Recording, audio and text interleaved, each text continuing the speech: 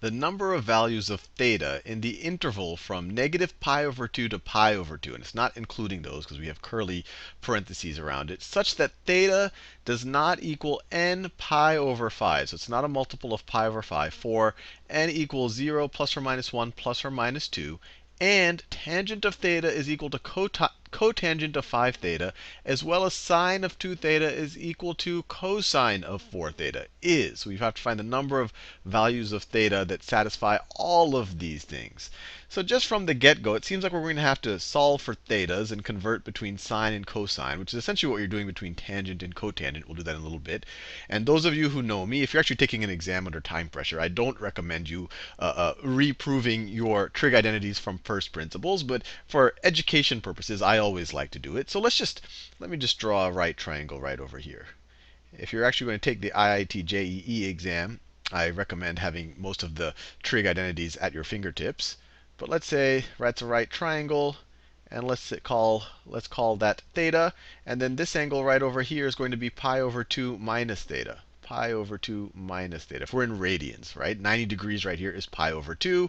The whole triangle right over here is 180 degrees, which is pi. So this is pi over 2. And so what these two guys are going to have to add up to the other pi over 2. So this is pi over 2 minus theta.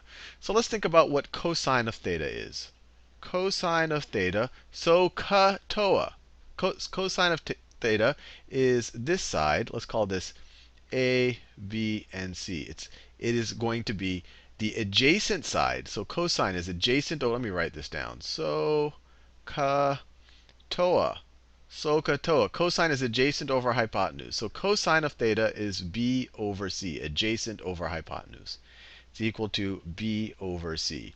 But what's also equal to B over C? If we look at this angle over here, from this angle's point of view, B is the opposite side. So it's opposite over hypotenuse for this angle's point of view. So it's also equal to the sine of pi over 2 minus theta. So we got our first main identity here, that the cosine of theta is equal to the sine of pi over 2 minus theta. And we could go the other way around, use the exact same logic to get that the sine of theta is equal to the cosine of pi over 2 minus theta. So that'll be pretty useful when we try to solve this equation right over here. And we can even use it when we solve this one. Because if I were to write down the cotangent of 5 theta, let me write this down. So the cotangent of, not cosine, the cotangent of 5 theta, this is the exact same thing. The cotangent of 5 theta is the exact same thing as the cosine of 5 theta over the sine of 5 theta. It's just 1 over the tangent. And this is the same thing. I can convert the cosine into sine using this identity up here. This is the sine of pi over 2 minus 5 theta over the cosine of pi over 2 minus 5 theta. For here, I'm just using this identity over here. And this is the exact same thing as the tangent of pi over 2 minus 5 theta. And since we're going to actually have to solve this equation eventually, and we want to make sure we get all of the solutions to this equation, let's just one thing that you might want to remember is when you take a tangent of an angle, and I'll just draw the unit circle here. So if I have some angle, let me draw my axes, and let's say that this right here is theta. You probably remember that the theta is essentially the slope of the line formed.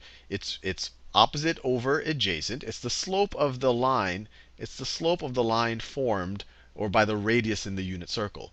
So this theta is going to have the exact same tangent as if we add 180 degrees, or if we add pi to this. So if you add pi, you get theta plus pi. So this whole angle right over here is theta plus pi.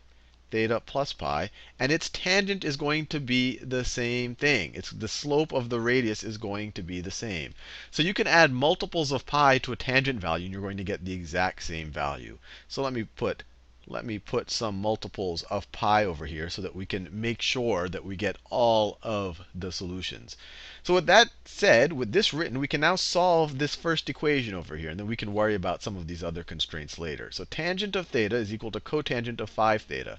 Well, so we can write tangent of theta is equal to, and instead of writing cotangent of 5 theta, we can write is equal to the tangent of pi over 2 minus 5 theta plus integer multiples of pi.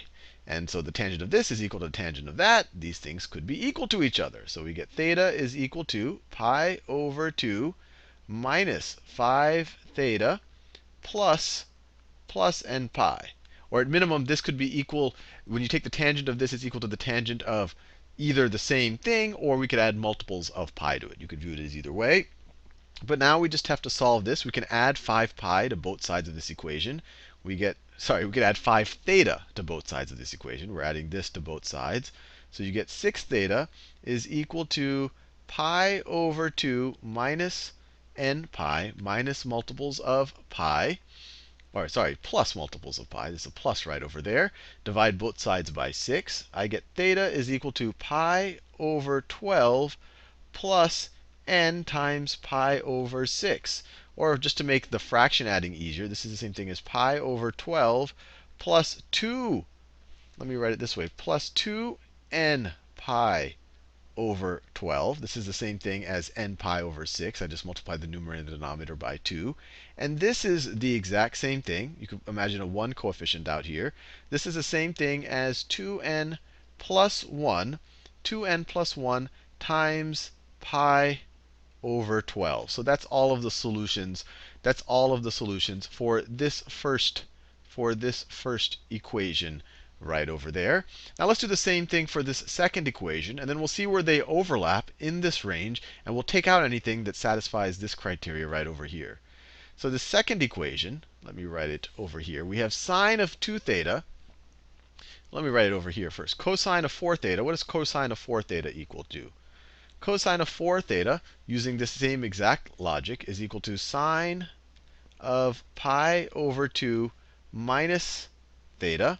And of course, when we take a sine or cosine, or we take really any trig identity or any trig function of any angle, you're going to get the same value if you add multiples of 2 pi. So let me just add multiples of 2 pi here, just so that we can make sure that we get all the possible solutions.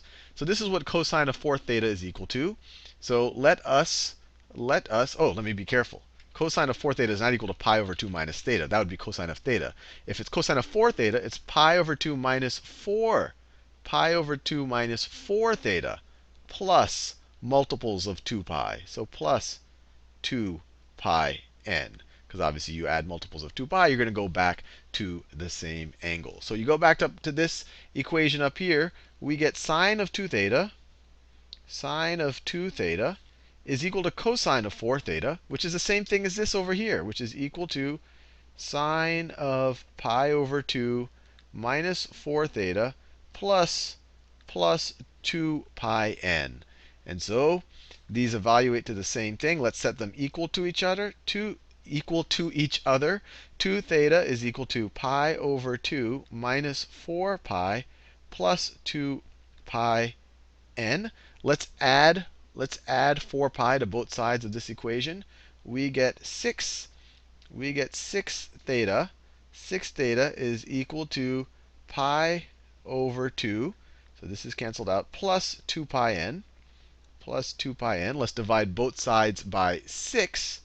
Let's divide both sides by 6. We get theta is equal to pi over 12 plus pi over 12 plus pi over 3n, right? 2 divided by 6 is pi n over 3. Now we can put it over a common denominator just to simplify things. So we have over 12. We have this pi. Pi n over 3 is the same thing as plus 4n pi over 12. Or we could write this as being, this is equal to 4n plus 1. 4n plus 1 times pi over 12. So now we just need to see where there's overlap between this solution and that solution. Remember, we just have to count the number of solutions. We actually don't have to find the solutions. And actually, if you're pretty savvy to do things in your head, just at this point, you can think about how many of these you're going to have between negative pi over 2 and pi over 2. If you remember, that was the range that we're working with, between negative pi over 2 and pi over 2, not including those two.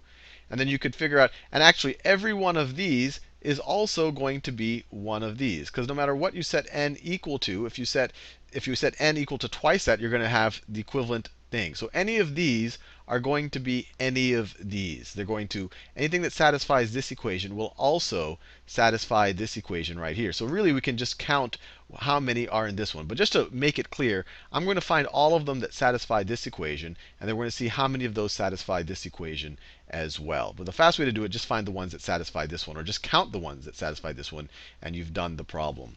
So let's just count. So let's just start at n equals 0. If n is equal to 0, and I'm using this n up here. I won't even write that. If n is equal to 0, we just have pi over 12. If n is 1, we get 3 pi over 12. 3 pi over 12. If n is 2, we get 5 pi over 12. And we can't make n equal 3, because if n was equal to 3, this would be 7 pi over 12, which is greater than pi over 2. That's greater than 6 pi over 12. So we can't have that.